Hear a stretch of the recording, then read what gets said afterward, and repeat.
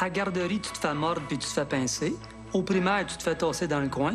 Au secondaire, tu te fais rentrer la tête d'un case où tu vis de la cyber-intimidation. Puis adulte, c'est pas mieux. Au bureau, autour de la cafetière, d'un fois, ça vole pas ben haut. Coudon, qu'est-ce qui se passe pour que le monde se fasse écœurer de même?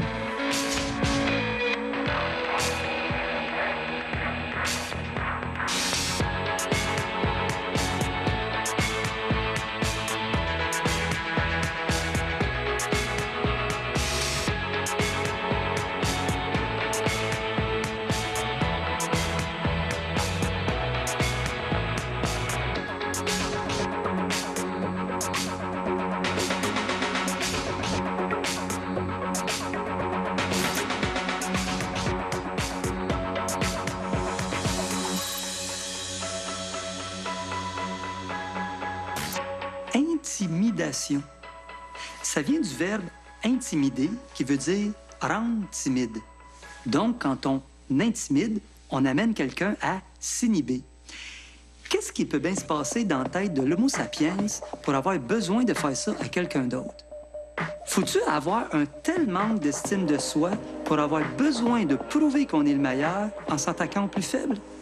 Dans cet épisode, on a mis en scène des expériences sur l'intimidation au travail, avec un patron de lave-auto plutôt agressif. Tu fais la job à moitié? Innocent! Sur l'intimidation chez les jeunes. N'importe qui peut se faire intimider pour n'importe quoi, des niaiseries, des rumeurs, n'importe quoi dans le fond. Et tester un des facteurs qui déclenche ce genre d'agression, le manque d'empathie. Pourrons-nous pousser de gentils passants à manquer de compassion envers leur prochain? L'intimidation, c'est une série d'actes agressifs. Ça peut être des actes agressifs verbaux, de la médisance, des insultes, des menaces. Ça peut être des gestes d'agressivité physique, pousser, donner des coups, mordre. Ça peut être des gestes de dénigrement aussi. Ça peut être des gestes de prendre l'espace d'une personne, empiéter sur son espace. En fait, c'est toute une série de gestes agressifs sous différentes formes, faits de façon répétée par un agresseur vers sa victime. Et le but de ces gestes-là, c'est de porter atteinte à son intégrité morale, physique, psychologique, sociale même. C'est ça l'intimidation. De 6 à 10 des jeunes se disent avoir été victimes de manière répétée de gestes d'intimidation. Et ça tient la route. C'est toujours beaucoup trop, mais ça tient la route.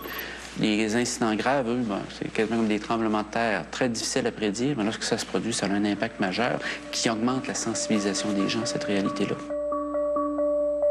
Au Nouveau-Brunswick, un élève du primaire victime d'intimidation a dû être accompagné d'un garde du corps à l'école. En Montérégie, un jeune de 8 ans est battu à l'école parce qu'il faisait du patin artistique. Suite au suicide de Marjorie Raymond, le gouvernement du Québec a adopté une nouvelle loi pour lutter contre la violence chez les jeunes. Comment expliquer que des enfants tout cute là, sont capables d'agression et de violence? C'est sûr que l'agressivité, c'est un mécanisme de survie primaire que tous les animaux ont. Et ça, qu'on le veuille ou non, on est des animaux. On descend tous du singe. Et ça, tant qu'à moi, il y en a qui sont descendus plus vite que d'autres. Mais ce que je veux dire, c'est que oui, on a de l'agressivité, mais on a aussi, heureusement, de l'empathie. Il y a des études qui ont démontré que les primates sont naturellement motivés par l'empathie, c'est-à-dire qu'ils sont capables de se mettre à la place de l'autre. Même des rats sont capables de le faire. C'est vous dire. Une expérience menée par des chercheurs de l'Université de Chicago démontre que les rats libèrent d'autres congénères prisonniers d'un piège, même si aucune récompense leur est offerte. Jusqu'à maintenant, on croyait que l'empathie était l'apanage des primates et des humains. Dès l'âge de 2 ans et demi, 3 ans, on se préoccupe de ce qui arrive à l'autre, au petit frère, sa petite sœur. Si j'ai vécu dans un environnement, entre guillemets, moindrement violent ou agressif, j'ai des chances de ne pas avoir l'occasion de développer cette empathie-là. Mais l'empathie faible est une composante des jeunes qui agressent de manière violente, que ce soit en situation d'intimidation ou ailleurs. Un enfant va donc apprendre naturellement l'empathie, sauf s'il se fait tomber trop sa tomate. Il y a des chercheurs qui ont essayé de mesurer si on pouvait faire disparaître l'empathie, l'étouffer, la faire tomber complètement à zéro. Pensez-vous que l'humain pourrait se transformer au point de devenir plus bête qu'un rat dans sa cage?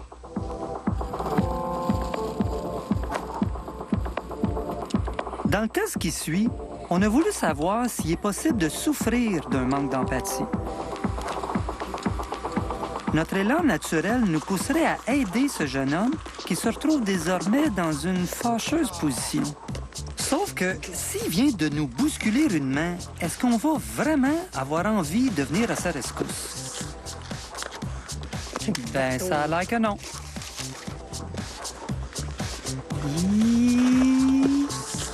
Et non. Très clairement, ici, l'empathie des gens est inhibée par le fait que la personne semble être complètement centrée sur elle-même, ne semble pas montrer d'égard pour autrui. Aïe, donc. Ah, tant pis pour toi.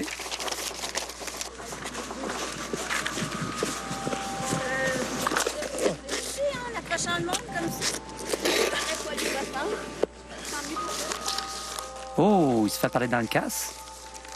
Dans une situation où la personne ne s'excuse pas, on la regarde, comme si c'était normal que je te frappe, puis ne parle pas, et par la suite, j'échappe mes feuilles, la possibilité que j'aille de l'aide dans un contexte comme ça là, est assez limitée.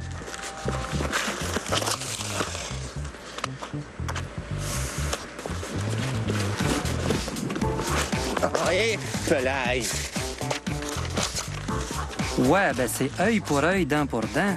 On dirait bien que notre complice, ça tirera pas la sympathie de grand monde. C'est sûr que dans le cas de l'agression, l'empathie, c'est extrêmement important parce que plus vous ressentez d'empathie pour quelqu'un, plus vous allez hésiter finalement à l'agresser, à lui faire du mal.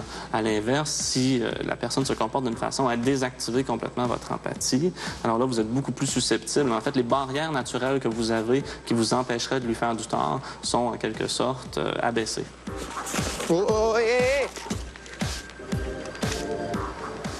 Quand notre complice a été brusque, personne ne l'a aidé.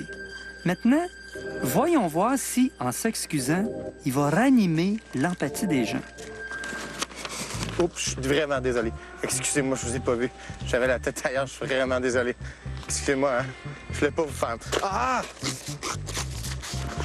Oups, excuse-moi. Et pelaille. Oups, excusez... Excusez-moi. Excusez-moi. Oui. Je pense que s'il n'avait pas été poli, j'aurais peut-être pas réagi de la même façon. Mais là, je l'ai senti vraiment désolé. Donc, je me suis dit, bon, c'est que vraiment, il doit être peut-être stressé par quelque chose. Donc, je me suis dit, allez, on va changer la façon de réagir, effectivement. Oui, ça change vraiment les choses, je pense. Oups, je suis désolé. Excusez-moi. J'étais concentré dans mon affaire. Je suis vraiment désolé. C'est pas mon intention. Je voulais... Ah! Je me disais qu'il avait dû avoir vraiment une mauvaise journée, puis je me sentais vraiment mal pour lui, mais j'étais dans mes choses, puis je me suis dit, je vais faire la part des choses, puis moi, je vais continuer mon chemin. Oups, excusez-moi, monsieur. J'étais concentré, j'étais dans ma bulle. Je voulais vraiment pas vous... Ah non! Mon rapport! La politesse, c'est le lubrifiant des relations sociales. Si vous êtes impoli, vous allez attirer l'impolitesse. Si vous êtes poli, vous allez attirer la politesse et, d'une certaine manière, l'empathie ou l'entraide. Peut-être plus précis. Excuse-moi. Excusez-moi. Je suis vraiment désolé. Excusez-moi. J'étais concentré dans ma bulle. Excuse-moi. Ah, on a presque eu un petit sourire, là. Je dirais pas non parce que ça va s'envoler, là. Pelaille. Fallait que ça tombe. Je vous ai pas vu, hein? Excusez-moi. Merci. Excusez-moi. Vraiment désolé, excusez. Hey, là, on a quasiment pitié de lui. Excusez-moi. Je suis vraiment désolé. C'est peut-être juste sa maladresse. Lorsque je m'excusais pas, les gens étaient presque choqués. Il y avait des couteaux dans leurs yeux. Ils se sentaient plus attaqués, je crois. Il y avait une grosse méfiance. Tandis que lorsque je m'excusais, rapidement, ça s'était désamorcé et ça allait vers la compassion et ensuite peut-être même l'entraide, m'aider à ramasser mes papiers. Oups, excusez-moi. Excusez-moi. Je suis vraiment désolé. Excusez-moi. Je suis désolé. Excusez-moi. L'empathie, en fait, chez l'être humain, c'est quelque chose qui est extrêmement flexible. J'ai simplement à attirer, par exemple, votre attention sur des similitudes entre vous et quelqu'un d'autre, et aussitôt, vous allez ressentir plus d'empathie pour cette personne-là. Si, disons, il s'était pas excusé, est-ce que tu l'aurais aidé aussi? Bien, il m'a quand même approché avec genre...